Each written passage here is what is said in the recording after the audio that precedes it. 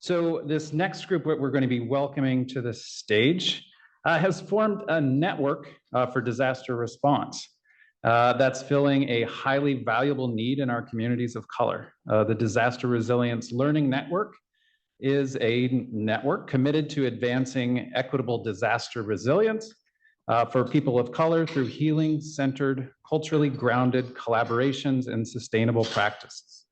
So our panelists today from the network include Jamila Wilson, Christy DeRosa, Anna Tinker Caldwell, and Alyssa Ruda. So why don't you all join us here on stage while I give you some introductions so that folks know where you're coming from. First, we've got Jamila Wilson, is the Climate Resilience Manager at United Way of Columbia-Willamette. In response to the 2020 wildfires, United Way launched a trust-based grant-making process to support culturally specific and culturally responsive community-based organizations.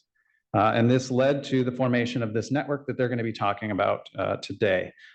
Christy is a PhD research assistant at Trauma Informed Oregon. She's a PhD student at PSU's School of Social Work, researching the intersections of disaster resilience, trauma, communities, color. And she has a background in community mental health as a clinical social worker. And Anna is a statewide environmental justice policy manager for Beyond Toxics, a Eugene-based environmental justice nonprofit. She previously worked as a judicial clerk at the Lane County Circuit Court and is a recent graduate of the University of Oregon Law School. And she is a citizen of the Osage Nation of Oklahoma and is a mother of 3 daughters. And finally, Alyssa is the climate justice organizer at Beyond Toxics in Eugene. And after earning her Bachelor of Science at the University of Oregon, she began her work as a community organizer, helping to hold informed informational meetings and gathering community input. She values collaborating with passionate youth leaders on the topic of climate justice and cultural resilience, as well as underserved communities. So I will hand it off, and Jamila is going to be taking the lead from here. Thank you all for joining us. Thank you so much, Benjamin. Can you all hear me well? Oh. You can take it off. Oh, I can take it off. All right, well, my dreams of being Whitney Houston could potentially be accomplished here. No, not today. Thank you so much for inviting us. Again, my name is Jamila Wilson with the Disaster Resilience Learning Network. What I first want to do, because I sense the room has been more sedentary for a while, and it may be nice just to move the body.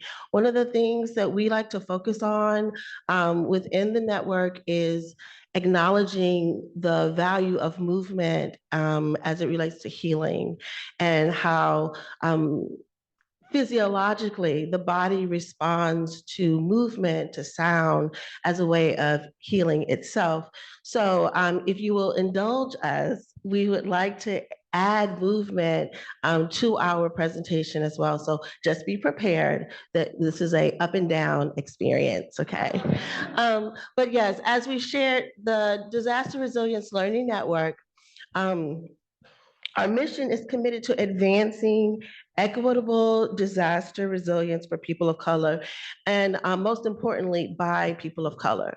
We understand and recognize the historical challenges that have impacted our country and have unfortunately devalued the role that communities of color have contributed.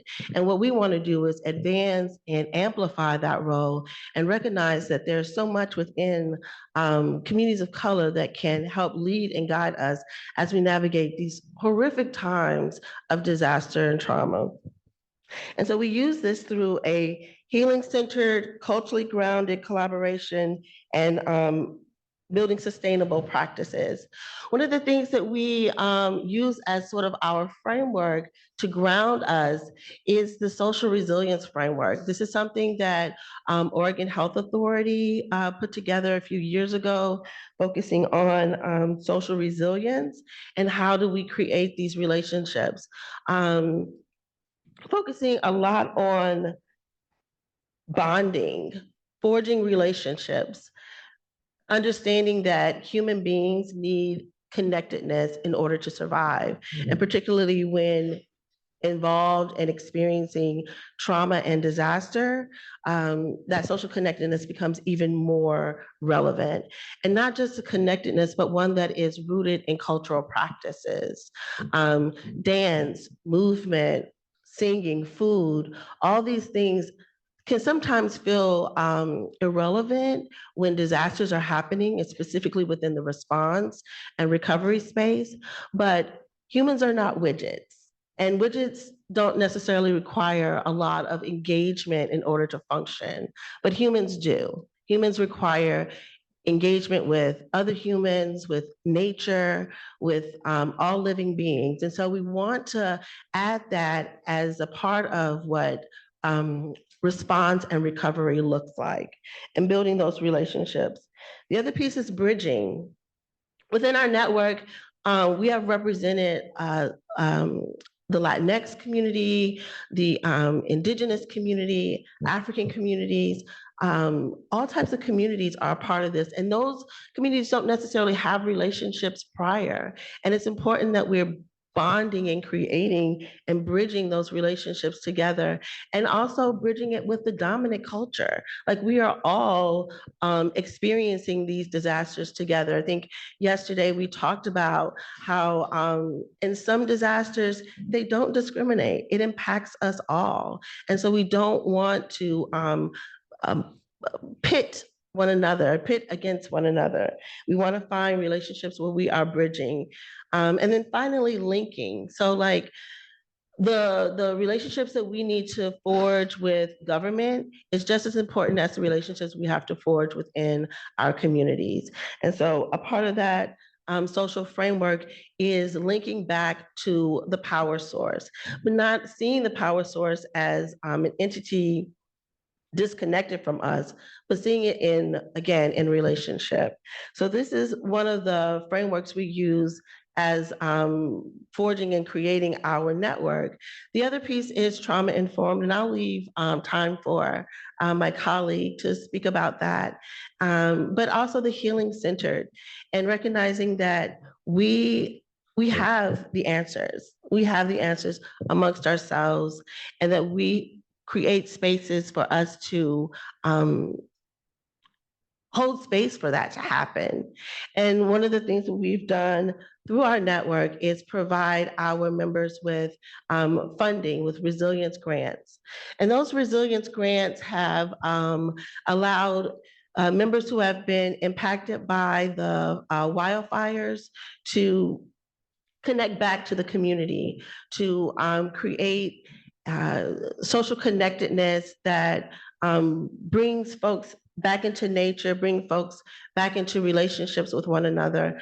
One that I want to highlight specifically is Road Climate down in Southern Oregon. Of course, after the wildfires, we were also navigating the pandemic, and people were isolated and were not able to interact and engage. And one of the things that they saw that was of value is bringing folks back together through music and food. And actually had one example of a community member that chose to cook for everyone, that this was what she did. This was her gift back to the community, was to cook for the community. And they were able to continue to do this and provide other activities like Zumba and other movement activities that were really important for bringing folks back together. Our network also supported an organization, Picun and Centros, in the Woodburn area. They work with migrant workers and focused a lot on supporting their staff. So many of the staff people are also a part of the community itself. And interacting and navigating with trauma has a huge impact. And so we expect policy members, we expect CBOs, we expect government leaders to be sort of stoic but that's not who and what we are. We are also impacted by the disasters that we are experiencing. And so this organization saw value in reinvesting in the mental health and wellness of its staff. Another organization, LULAC, they invested in parents in the Phoenix talent area of Oregon. And they, again, did leadership development programming with them and encouraged them to use their voices to advocate for themselves. These parents are still, so I spoke about them a bit yesterday and how they are supporting their families in very dire situations.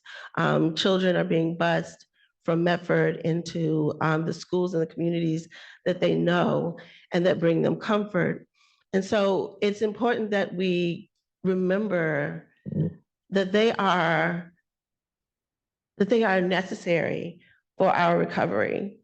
The children right now are impacted deeply by this. And they are also going to be the ones to lead us into the future. And we want to make sure that they recognize that they have tools that they can utilize in order to be resilient and to be strong through these trying times. And then finally, I just want to highlight Stronghold, which is an Indigenous community in Klamath. Again, acknowledging the challenge that rural spaces are impacted by and some of the isolation that exists, and wanting to invest back into resources that are going to bring folks together and to remember the cultural practices that we have and that will sustain and have sustained us. And so it's, I just wanted to end with a quote from one of our members, Blanca, with Road Climate. And she speaks to, through this resilience network, we are able to think about and do things in community that center joy, language, and connection. And I really just want to hone in on the joy piece of it. So I said a lot, and I think this is a great moment to maybe stand up and do a quick stretch. So reach your arms up towards the sky, leaning over from side to side. And we'll share a little bit more about a trauma-informed practice.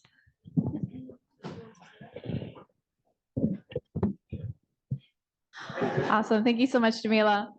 So we're going to continue the movement and continue getting that blood flowing through our bodies. Y'all, it's Halloween. I thought it wouldn't be cool to dress up, but turns out it was cool, and I'm so sorry. I wish I had. I didn't know how professional this was. But we're going to play Would You Rather, Halloween edition, to bring in the spirit of the holidays, to help us keep alive and stay active. Because when you're taking in a lot of information over time, you start to zone out, you start to get that mental fatigue. So we're going to jazz things up a bit. So Would You Rather Halloween edition. I'm going to give you guys 2 movements that you're going to pick from to represent your choice of something fun representing Halloween. So first scenario, congratulations. You've been invited to a really hip and cool Halloween party because you're so cool. Would you rather have a costume that's glamorous, and the movement for glamorous is, or would you rather have a spooky costume? So, my glamorous people, would you rather be glamorous? Let me see it. Okay. Beautiful, beautiful. All right. Would you rather be spooky? Oh, wow. Yeah. That makes sense. We're in disaster work. All right, so you are taking your kids to trick or treat, or if you don't have a kid, you are going trick or treating because we believe in taking care of our inner child. You're going trick or treating, you go to your neighbor's house and they say, okay, you have 2 options. You can have candy. I hadn't thought of a thing for candy. Let's say Candy Smith. Or you can have a potato. So think about that for a bit. It's a really hard decision, I know. You won't believe how many kids pick potatoes. So if you are pro candy, oh, dang. All right, pro potato. Yes. Okay, we got a couple of Idaho spuds here. Good. All right, last would you rather. You have gone home for the day, successful trick-or-treating, your kids have sorted their candy, or you yourself have sorted your candy. You got to make sure there are no drugs or needles in your candy, as we do. So you've removed the candy and you're pretty sure like this candy's safe, but your kid doesn't know that. And you're like, should I have Skittles? Oh shoot, was that gonna be shuffle? That was never mind. Skittles is this. Okay, we're gonna do it again. Should I have Skittles? Or should I have Snickers? Do a Snickers shuffle. So, pro Skittles friends. Okay. We're in the minority, okay. I will taste rainbow. Would you rather have Snickers? Oh, okay. We got a lot of chocolate fiesta folks here. Awesome, thank you guys so much. Let's just a little change it up. All right, y'all, so my name is Christy. I'm from Trauma Informed Oregon, which is a program through the School of Social Work at Portland State University. I say that in succession because some folks are like, oh, you're from social work. And they're like, oh, you're from Portland. And I'm like, yeah.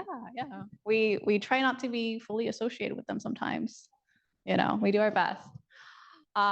So Trauma Informed Oregon has been working with the Disaster Resilience Learning Network since its conception, I think. Started off on the evaluation side and slowly moved into programming and really thinking about how can trauma-informed care show up in its places and spaces. And so today, just because in the interest of time, I know that not everyone here is familiar with trauma-informed care. So I'm going to just go through 3 really basic objectives that I hope are your takeaways from this. First is, what is trauma-informed care? Second is, why do we gotta care about trauma-informed care? And then last being, okay, what good does it do if I do trauma-informed care? So those are my 3 objectives that I hope you can take away. So this is the SAMHSA version of trauma-informed care.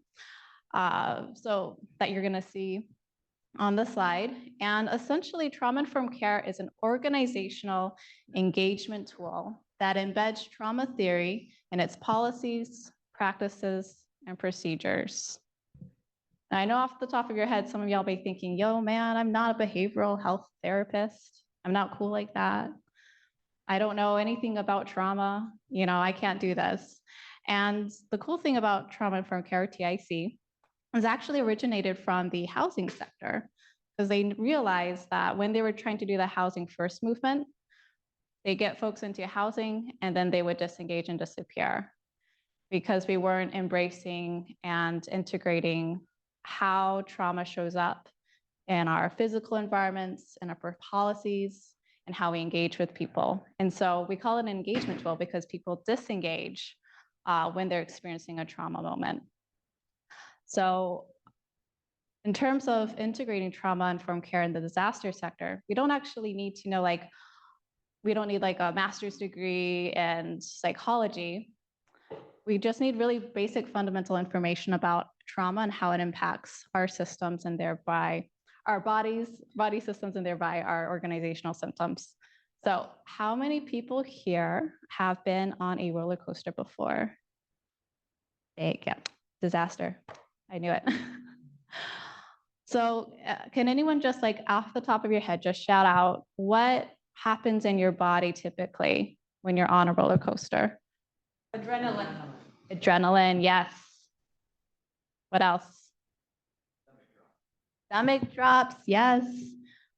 You get sweaty palms, you get some anxiety. Sometimes you throw up and you swallow it back because you don't do what you gotta do. Trauma-informed care thinks about what happens when I show up to your organization, or I start working with you, or I start engaging with your system, and it feels like I'm on a roller coaster.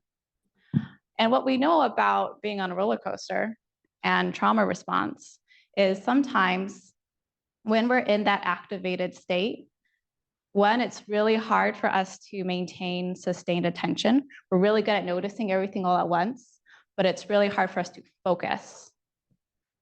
We also notice that our memory changes when we're in a trauma response state. So we might be really good at recalling long-term memory, but that short-term memory of like, oh, what did you say? What did you say? What did you say? That can be really difficult.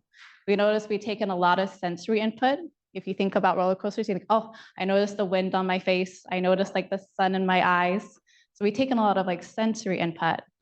And most especially that's important to think about when we think of trauma response and how that shows up is our empathy is a lot more difficult to access. Our digestive system tends to go offline. It's really hard to sleep when we're in a trauma response, and it's really hard to strategically plan. And when we think about disaster work and our communities, especially our communities of color who have been going through long-term recovery, it's kind of like being on a roller coaster every single day.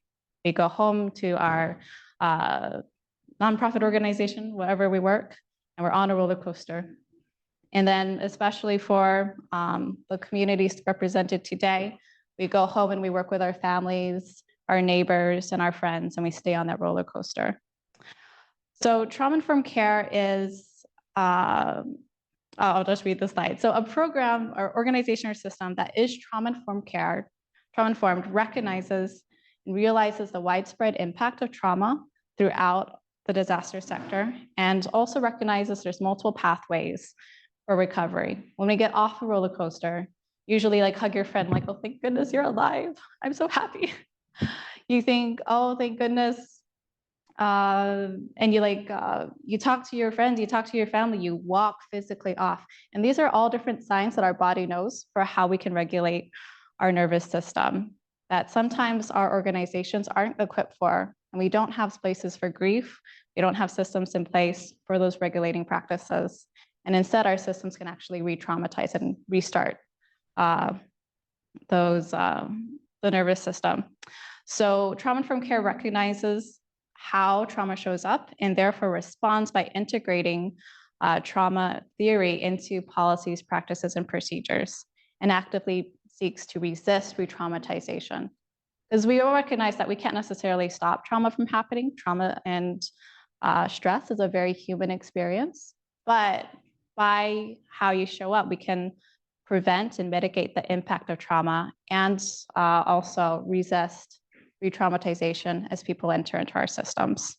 So I'm going to give two quick examples of how trauma-informed care can be useful in the disaster sector. I had the lovely opportunity to work with some wildfire survivors who are now leaders in their community towards long-term recovery. And I met a lovely individual who is a social worker, hashtag social workers, really well-resourced, great social capital, brilliant mind. And she was helping all her friends and family and neighbors apply for their insurance claims. I know we talked about insurance and how complicated that is. Imagine being on a roller coaster and filing for insurance at the same time. And she had helped everyone she knew apply for their insurance, but she hadn't applied for her claim. And we talked about that, like, oh, why is that? What's going on? And she said, well, when I get to the part of the insurance claim where I have to list out all the things that I lost and assign it a monetary value, and I think about how my great-grandmother's ring can't be passed down to my daughter, I disengage. And I can't finish the insurance claim. So trauma-informed care thinks about where are places in our application, where are places in our intake, where are places in our grant report outs, where people can get activated, and then what can we do to be flexible and adaptive and even transformative in these practices so that people can actually get the resources they need and actually move into long-term meaningful recovery when we have all these resources out there that people can't access. Another aspect of Trauma-informed care is it's not just about the people we serve, but also our staff members, the people within the system themselves doing the good work. There are so many issues related to high turnover rates and burnout related to scarcity of resources. Something we talk about a lot in trauma-informed care is not just vicarious trauma and secondary traumatic stress, but also moral injury, which is the state of being we experience when I want to do something and I feel this is important, but I have to tell this person they have to finish their paperwork first. I have to hurry this person off the door so I can go to my next appointment.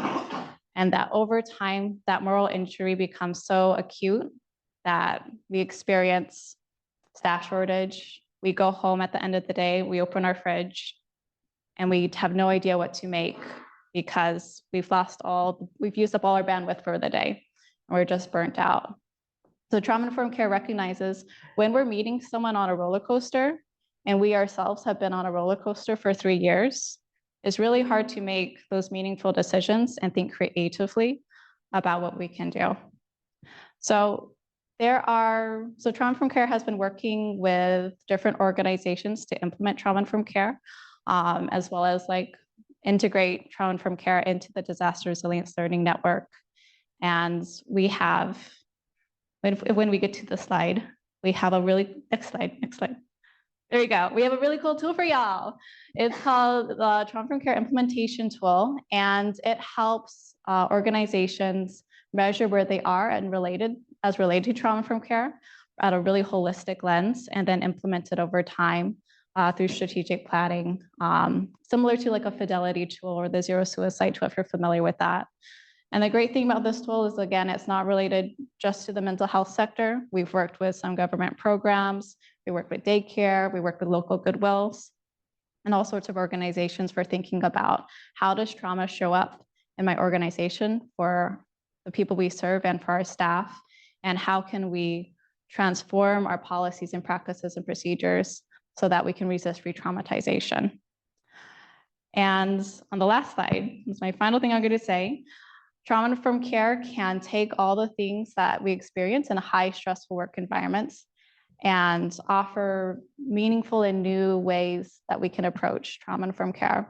Because if we recognize that we're on roller coasters, we're going to have much different solutions on how to get off the roller coaster versus if we don't even acknowledge we're on the roller coaster. And what we've seen at the network, that has been nature connection, that has been community listening sessions, that has been Zumba, and just so many ways of really integrating subjugated knowledge and ancestral practices into how we show up through centering relationship and connection in our work. So thank you guys so much.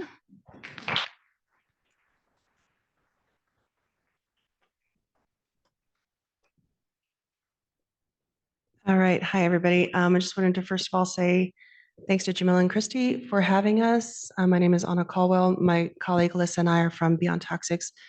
What we heard at the beginning was a little bit about us. We are a local nonprofit based here in Eugene that focuses on environmental justice issues and bringing voice to people of color, underserved communities, underrepresented communities, et cetera.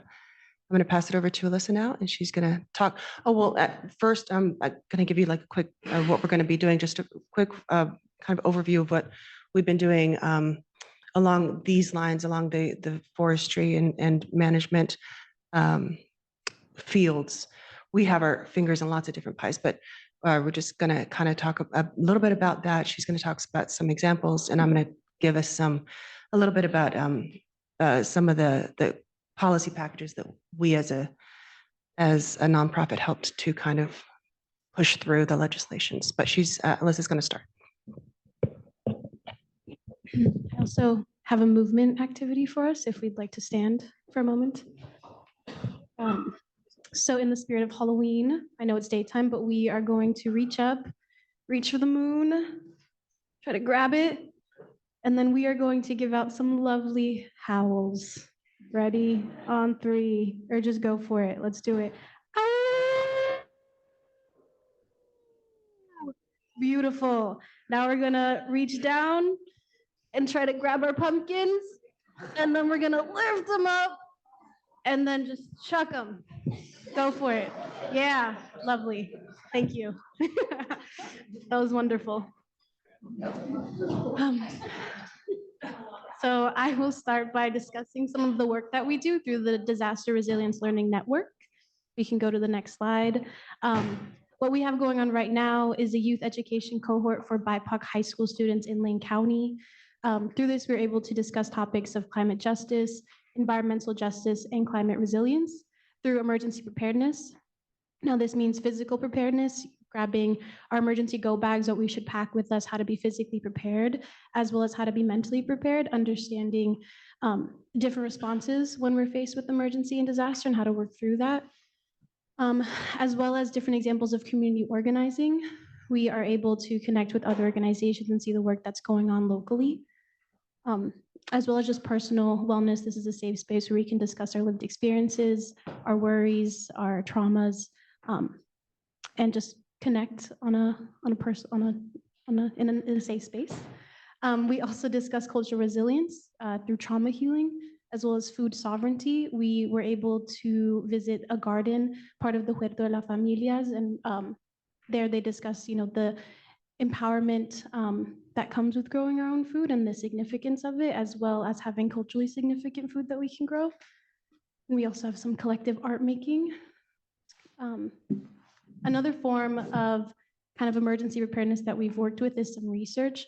We were able to work with Unite Oregon through an EPA grant to go to Phoenix and Talent, Oregon after the Almeda wildfires.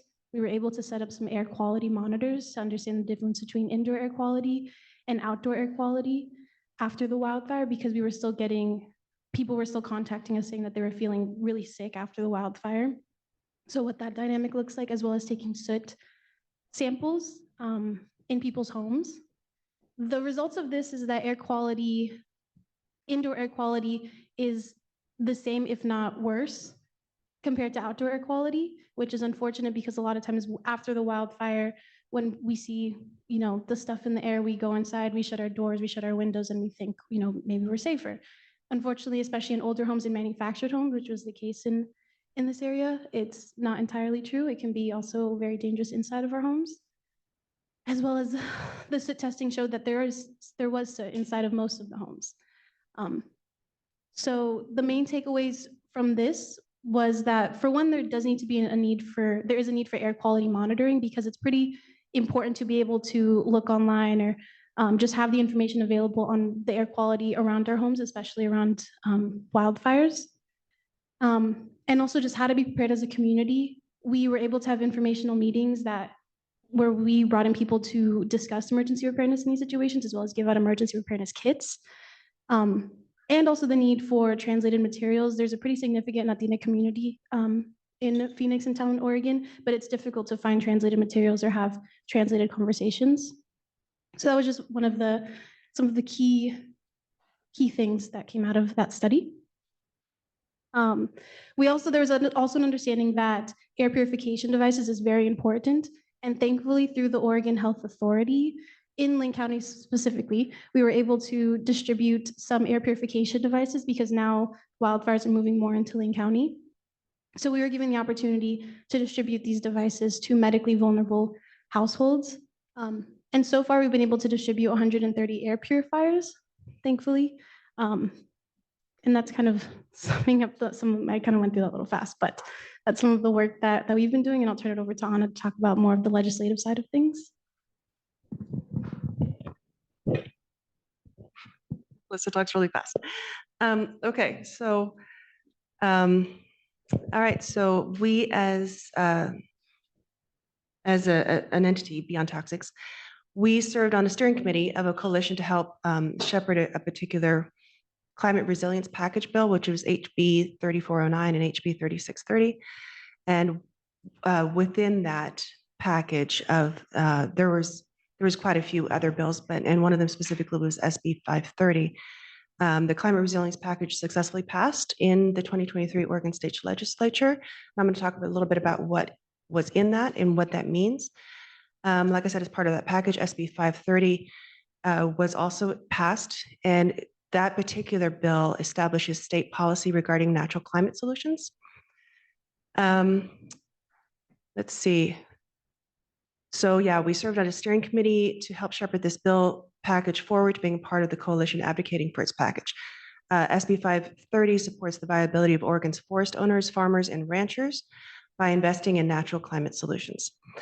SB 530 provides for supporting natural climate solutions on Oregon's natural and working lands. Some of its key policies include the ability to achieve Oregon's climate goals.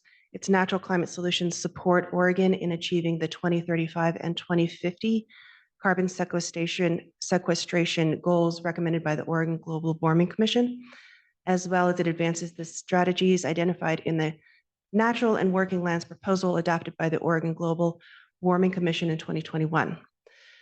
The Climate Protection Program, the bill supports the Oregon Department of the Environmental Quality's oversight of the Climate Protection Program and ensures that fees from carbon polluters fund the Community Climate Investment Program to achieve its intended benefits for frontline communities. It supports Oregon's forest, farming, and ranching economies because Oregon's farming and forest owners and farmers and ranchers support numerous economies and economic strategies throughout the state. It ensures equitable environmental outcomes in the face of climate change. This legislation will provide additional resources for communities already experiencing the impacts of climate change firsthand. According to the Environmental Protection Agency, the effects of climate change disproportionately fall on underserved communities who are least able to prepare for and recover from drought, heat waves, poor air quality, flooding, and other impacts. It protects and enhances our natural resources through practices that enhance carbon storage and sequestration, such as cover crops and longer logging rotations. It provides numerous additional co-benefits. It establishes a state policy and funding regarding the use of natural climate solutions to mitigate climate change through carbon sequestration throughout Oregon's intersectional working lands. It will allow Oregon landowners to improve water quality, enhance drought and wildfire resistance, and bolster rural communities with resources for agency preparedness and resilience hubs. Examples of natural climate solutions, that term was used a lot in the language of the bill, so I thought I'd give a definition of what that means in this specific instance. Some examples that were provided are urban tree canopy expansion, longer logging rotations for increased carbon storage, planting cover crops in wetland and riparian land restoration, improved agricultural practices, including cover crop planting, rotational grazing, no-till and reduced tillage, protection of drinking watersheds, coastal community protection from sea level rise and storm surges, lengthened logging rotations for increased carbon storage and timber yield, working with Indigenous communities to employ Indigenous practices of burning and forest management. Finally, the bill sets up a fund for state agencies to channel federal money, and forest landowners and land managers may also access this fund as well. It leverages federal funding to reduce climate pollution while driving down living costs through energy efficiency and affordable renewable energy access. It funds and directs state agencies to provide incentives and technical support to forest owners, farmers, and ranchers to implement natural climate solutions on natural and working lands.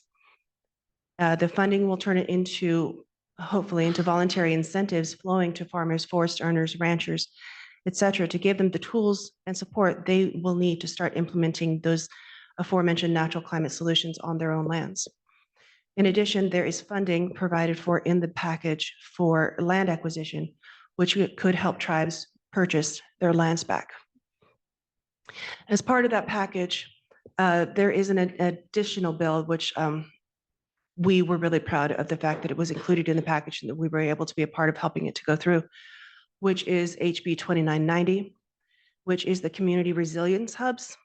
So this particular bill advocates for community resilience hubs. And as Jamila was just saying, I was just kind of seeing it as one of those cultural connections that you were talking about. Under HB 2990, Community Resilience Hubs provides grants, supports, and technical assistance for resilience hubs and networks. It would give access to vital resources for vulnerable communities during disasters. The hubs would give access to vital resources for it provides places for residents to turn to in the events of a natural disaster or other emergency. It would be operated by local governments, nonprofits, schools, or tribes. HB 2990 will create a grant program through the Oregon Office of Resilience and Emergency Management to administer the funds that go to community members to create community resilience hubs and networks. The state can support frontline communities directly, heat relief for those experiencing extreme heat, and poor air quality as well.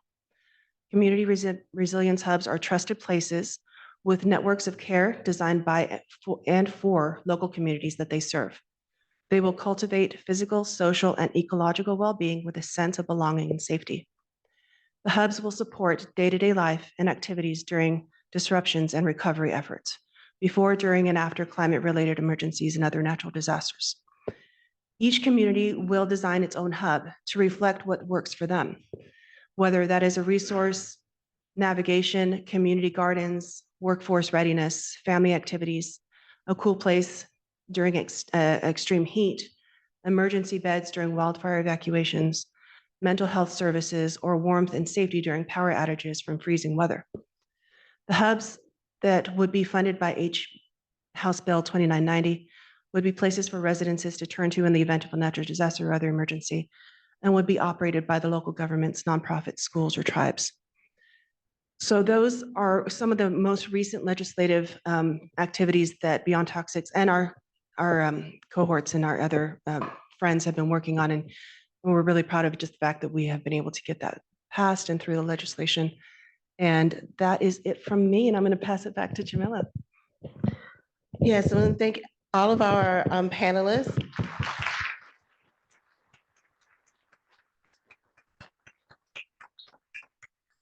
We have opportunity for Q&A.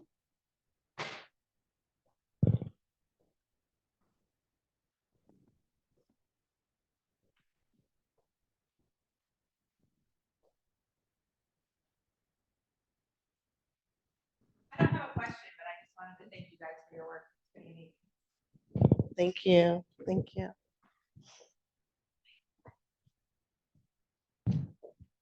Running this. I guess shut up.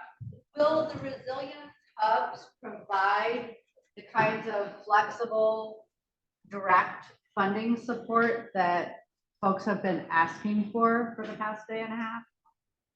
Well, I know, I think Ed. Yes, Ed is here. And he's leading that effort. He and his staff are leading that effort. In fact, we've had conversations with staff, and they're leading a listening tour right now, focused on getting as many feedback from community members and CBOs to help direct how this funding will be allocated. And I know one of the pieces that have been spoken of and requested several times is that flexible spending opportunity. So I think that there is an opportunity for that to happen. And we're excited to see when that grant comes out.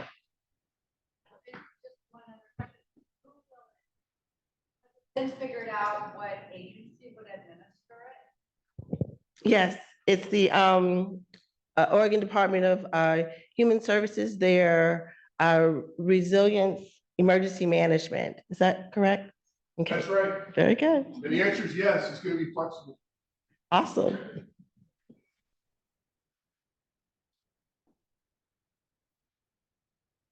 And I just want to highlight that this is a piece of that social resilience framework, of that linking and ensuring that there are these relationships happening between government and the people on the ground and the CBOs. And so we're really thankful that not only is government listening, but people are also holding us and them accountable. So really thankful to see those types of progress being made. Hi, yes, I have a question. You mentioned that it's going to be flexible. How much money is there for the whole state to share in that grant? I know. The legislature has provided us $10 million for this biennium. And we're going to do the very best we can to enable local action with it and make the case that that's a down payment in resilience. Has anybody decided or looked into how much each of those resiliency hubs might cost? It's their panel, not mine. We'll add you on. Yeah, I appreciate it. On our listening tour, we've heard amazing ideas around the state. You know, these are about networks and people. You know, I think a cross-cutting thread in this whole conference has been enabling local action. I was a former county emergency manager, and I'll always look at the world through that lens. And we never had a resource like this. With $10 million and looking at getting the money to the people that need it the most, it won't go far enough. Some of these ideas are really, really expensive. But we're also working really hard to find ways to bring other resources to the table, whether it's philanthropic resources, Jim White. It's figuring out how to work with other state programs, and also making full use of federal mitigation and resilience dollars. So we're going to not only give you an application, we're bringing on Portland State to figure out how do we bring these resources together to lower the barriers, because I've been the person at the county trying to write the grant. And so we're going to try and provide a pathway to bring mutual lines of funding to meet community needs. Thank you for your panel. We had a fire season, but we were very fortunate to not have a mega fire season this year. I know, speaking for my community and for myself, in these years, I want to just rest and take a breather.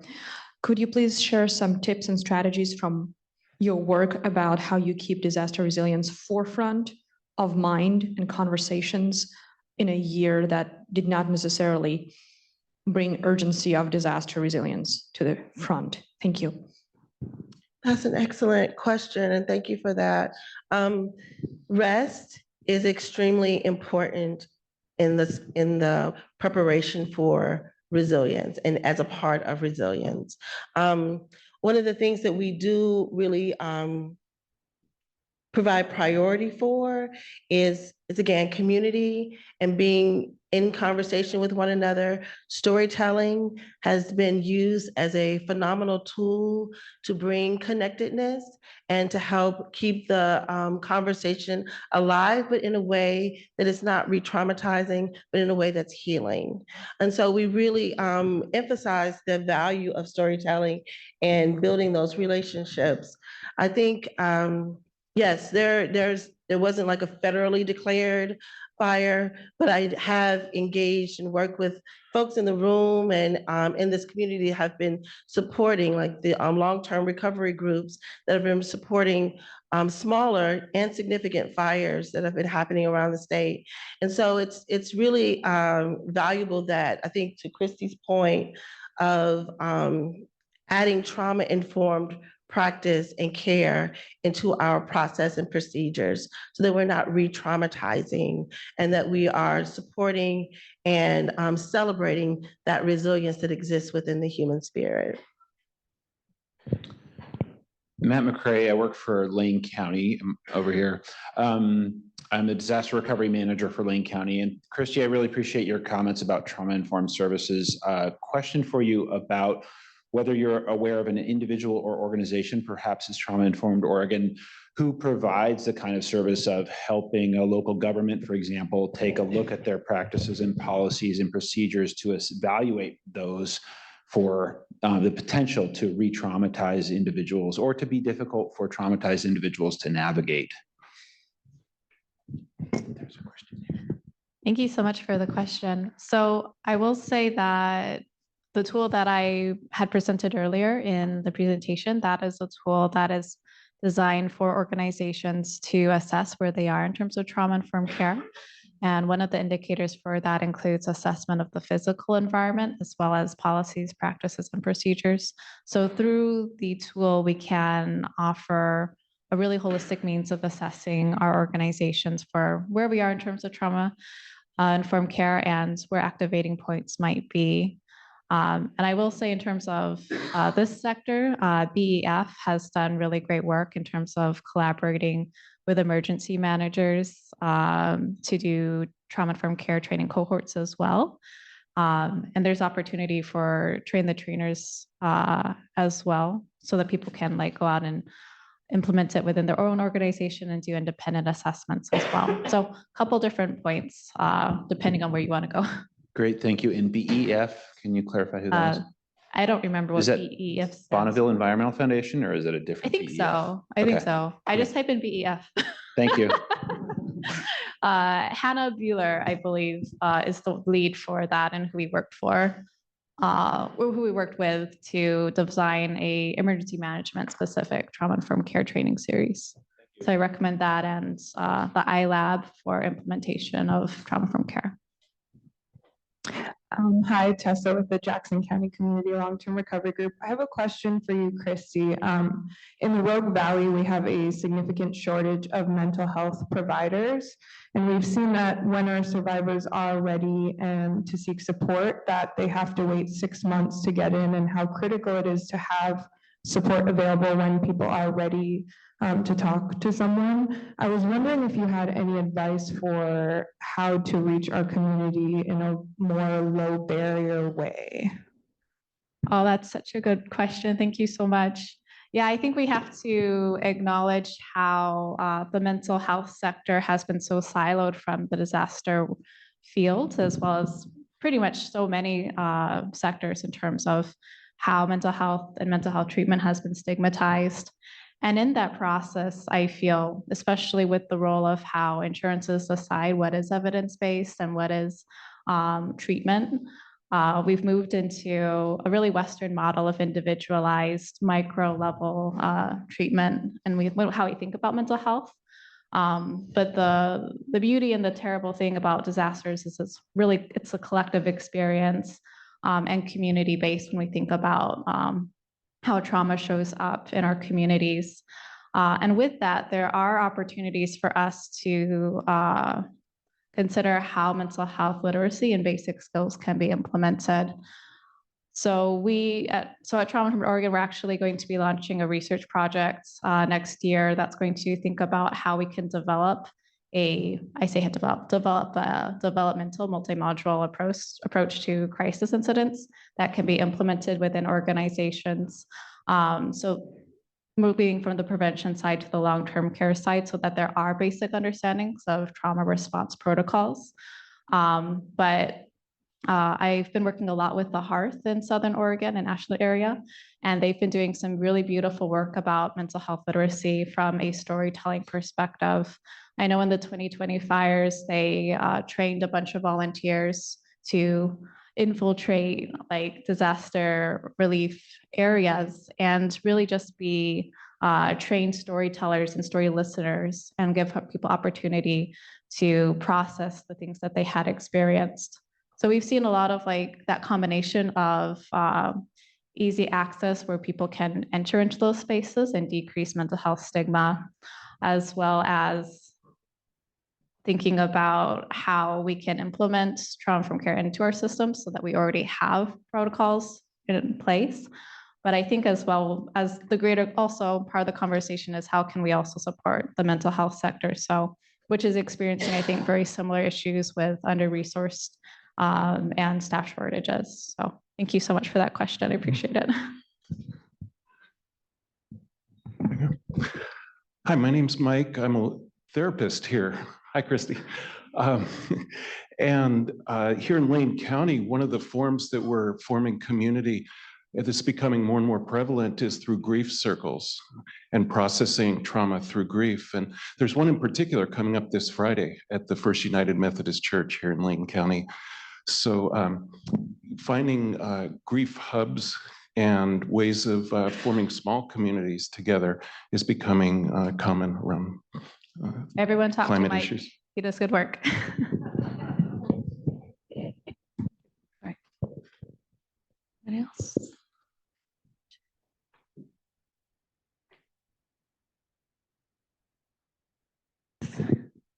Hey, everybody. Joe Rogers. I'm the Lane County Public Health Emergency Preparedness Coordinator, and really want to thank you all for all the wisdom you shared. Alyssa, it was great to meet you last week, and connecting with Mike and connecting with people at the county across departments on this topic. There's so much potential here. It's exciting. It gives a lot of hope, I think, to a lot of us to imagine the potential. And like you said, the community-led process, it will look different in different communities.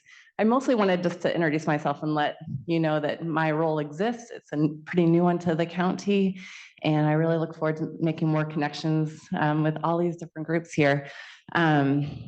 And I guess what would be, I do have a question for you with this work. What would be the best way for us to stay informed? I guess maybe it was with the group here with Orem, maybe that is now taking the lead, but I don't know if there's a way for us to continue the conversation in a more, just how do we keep going with this conversation with all the different people with wonderful ideas? Well, yes. So the Disaster Resilience Learning Network, we are